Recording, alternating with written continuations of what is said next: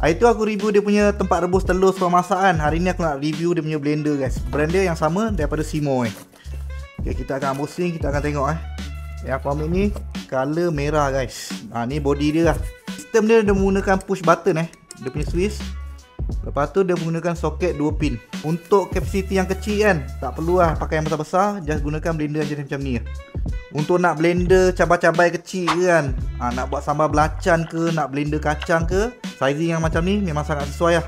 Tak perlu pakai blender yang jenis besar Bila kita tutup, dia akan rapat. Sebab apa? Dia ada rubber kat sekeliling ni. Korang jangan masukkan. Lepas tu kita pasangkan lah dekat kita punya current kan. Ok, nak blend korang just tekankan je. Nampak tau?